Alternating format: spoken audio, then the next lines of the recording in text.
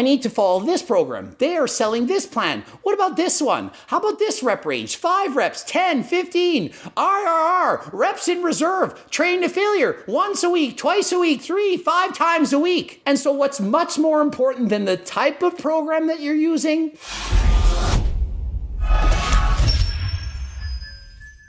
Coach Greg, today's video, the top 12 things you need to know about lifting weights that probably no one's ever explained this to you. You may be thinking of joining the gym, or perhaps you already train. Well, these tips you need to know.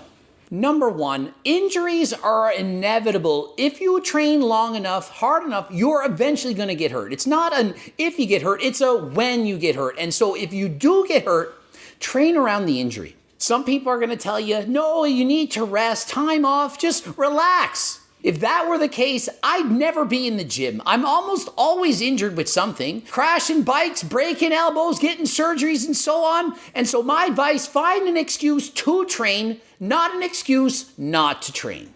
Number 2, hard gainers, that's a real thing. It's not a myth. Many people are saying, no, there's no such thing as hard gainers, just people that don't eat enough.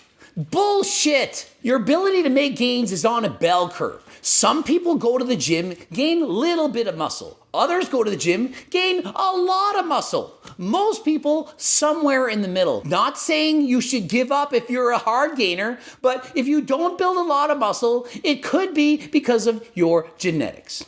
Number 3, stretching before you lift weights can actually make you weaker.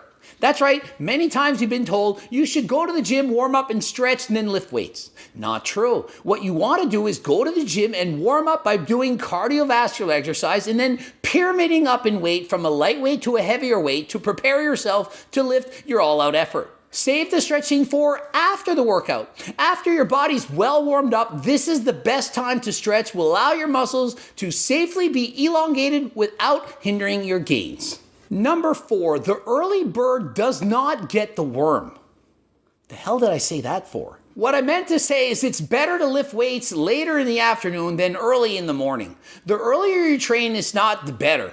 People saying, oh, I'm up at 4:30 lifting weights. Oh, I'm the hardest worker in the room. You got to get up and get it over with before you start your day. It's not true. You're actually stronger, a better athlete later in the day. When you first wake up, you're often dehydrated and have less energy. You're tired, you haven't had any meals in, and so it's actually better for most people to lift weights later in the day.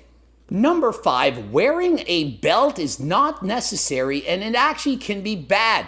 It can weaken your core. Many people seem to think you wear a belt, you go to the gym, walk around, keep your waist small. That can in fact cause your core to not get stronger and can lead to problems down the road. My advice, warm up without a belt and save the belt for your heaviest lifts only. Also, to the circles of the world, if you're wearing those corset things, that can also weaken your core. And yeah, makes you look like you have a smaller waist while you're wearing it, but when the waist trainer thingy comes off, well, the fat's gonna fall out now, isn't it?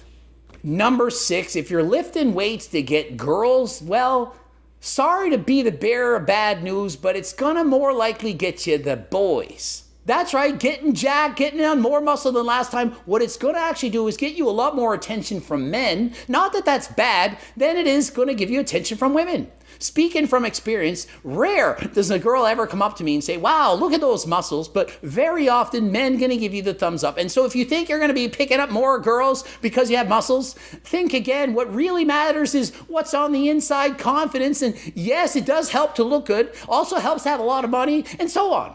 Don't join the gym thinking you're getting the girls.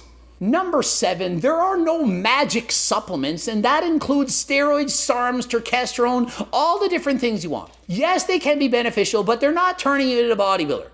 If you're overweight, out of shape, and you take steroids and so on, can help you to build muscle, help you, but it's not going to give you the rock hard chisel physique that you're looking for. The majority of people taking steroids, if you were to look at them, you would never even know that they're on them. Don't have to believe me, but it is the truth. And so when you're at the gym looking around and you see the most massive people in the room, you're thinking, yeah, they're on steroids. Well, guess what? They probably are, but the rest of the people probably are as well. And why? Why would they take steroids if they don't look like Hercules? Because they want to look average. They want to look okay. They want to feel comfortable taking their shirt off on the beach. And so just because you're taking steroids does not mean you're going to have a bodybuilder-esque physique. Number 8, you don't have to bulk and cut to build muscle. This myth is ridiculous. Take Jesse from Athlete X as an example. The guy is lean, has abs, deadlifts over 500 pounds, isn't massive, but has put on a lot of muscle for being a guy who was a hard gainer. He didn't bulk up and cut. He just ate while being lean and put on muscle. And so if you're already 20% body fat or more, don't think that adding in some more food is going to help you to build muscle. However, if you're too lean, single-digit body fat, you have shredded abs already, it might be a good idea to eat a little more. Number 9, building muscle is a lifetime commitment. You can't just go to the gym, join, train for 6 months, even using steroids, SARMs, and so on, and then stop and think you're going to have that physique. It's not something you just go to the gym, build it, and it remains. If you go to the gym and train and stop what you're doing, you are going to lose all of that progress. However, muscle memory is in fact real. And so if you do take time away from the gym and you go and join again, you are going to make faster progress the second time around. Number 10, when it comes to being lean, diet is in fact more beneficial than training itself. Training in an hour only burns approximately 150 to 300 calories. In that same hour, most people can in fact burn over double the calories that they were burning when training with weights. And yes, adding in more muscle does boost your metabolism, but not as much as you think. 10 pounds of muscle, about 70 calories on your BMR. You will burn more calories if you move a lot during the day, you increase NEAT, non-exercise activity thermogenesis, but for the most part, if you want to be lean, please ensure you're doing cardio and eating a healthy diet. Number 11, there are many different programs out there that will yield similar results.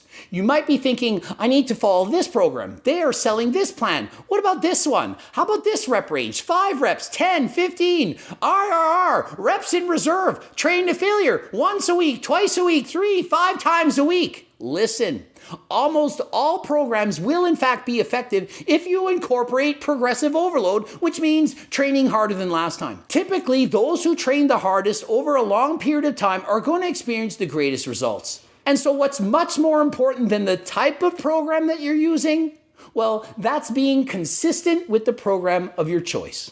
And number 12, Newbie Gains, that is a real thing. And just because you don't train effectively, perhaps you start and you're doing the wrong things, doesn't mean those Newbie Gains will disappear. The further you go from your genetic set point, the harder it is to build muscle.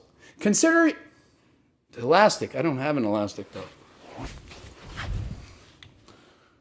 The more muscle you add on, the further you're going from your genetic set point. Eventually, it becomes extremely difficult to add more muscle. When you go back to your genetic set point, it's again easier to build muscle. And so what does this mean? Well, it means that when you first join the gym, expect to get a lot stronger, add a lot more muscle, a lot quicker than later on. And so please enjoy the fact that the first several years, you're going to make the most progress. And later in your life, realize that you're probably not going to keep growing at the same rate. Expect to do really good at the start, and then over time, it's going to get harder to improve. Hope you learned something. Ending it here. Please join the newsletter group. We're giving away 5 free recipes. Also, going to be giving away a free training program and free diet. That's right, free, as in you don't pay anything just for becoming a newsletter subscriber. Close to 200,000 people gonna be getting these. Please click the link in the description. Watch the top video followed by the bottom. Check out gregdoucette.com. Also follow me on Instagram, GregDoucetteIPP Pro. Subscribe, click the bell button, comment for the algorithm. Don't forget to pick up my freaking cookbook, the Circle Diet book, the training books, all that stuff. And until next time, I am out to the dentist.